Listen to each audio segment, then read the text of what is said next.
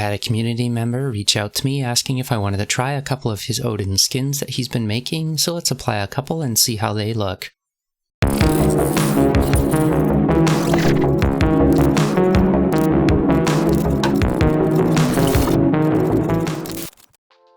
This isn't going to really be a tutorial on how to install these properly, but I'll give you a couple pointers as we go along. I was originally trying to line it up with the face buttons here, but I found if you focus on the start and select button, it makes the lining up process a lot easier. There was a cutout around the microphone hole that wasn't punched out on my green one, but the other ones that he sent over were already taken out, so I just had to punch that out with a little toothpick, and it came out pretty easy. I've never generally been that great at applying these skins to devices, but I'm just starting my way on the inside and working my way out to the edge. It seems to work a lot better when you smooth down the inside first. I got the flat portions on the edges kind of smoothed down, and then I grabbed a hair dryer and I was going around some of these curves here, and it seems to be applying pretty good.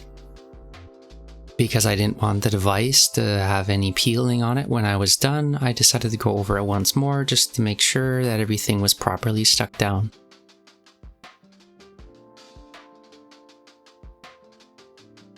The back looked pretty daunting at first with all these cutouts, but I decided to work my way from the inside just to the edge the same way I did with the front.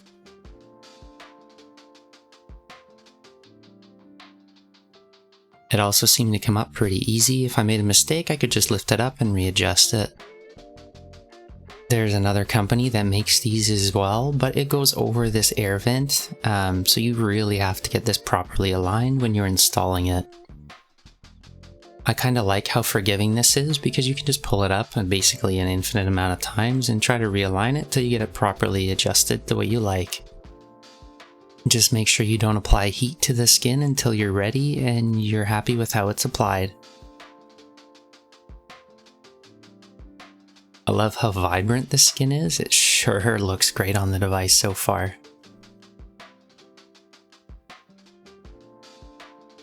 I've only ever applied one other skin to a device before, and that was the Joy-Cons. I had a hell of a time with that, and I think this is a lot easier to apply.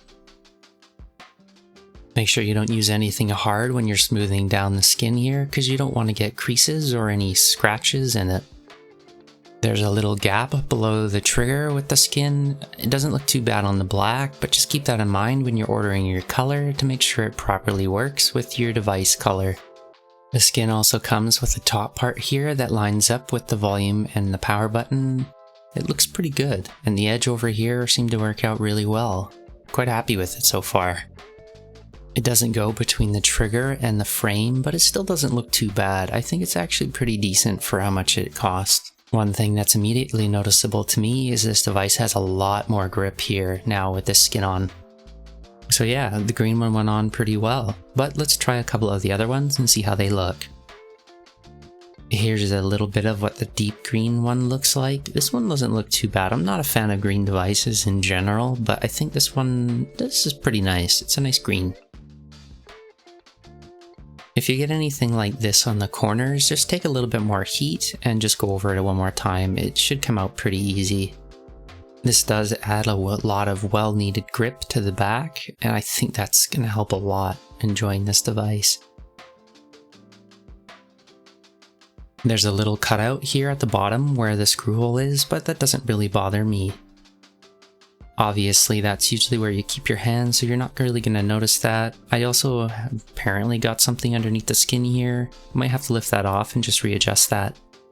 I'm sure digging this two-tone look with it. I think I'm really happy with it so far. The top and the front sit pretty close together, so there's almost no seam, but there is definitely a little bit of a one on the back.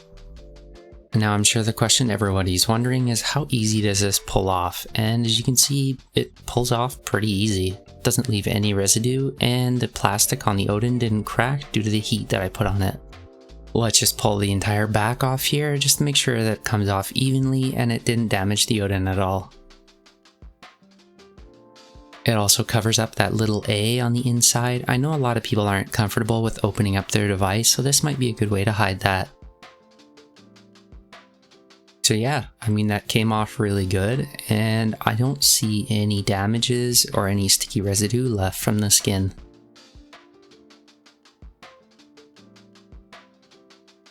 He does offer a carbon fiber skin. I didn't find that stuck too well to the transparent model that I had because the transparent model kind of has like a texture to it. The carbon fiber skin is a lot thicker, and I think that's why it didn't stick as well as the regular colors to the transparent one.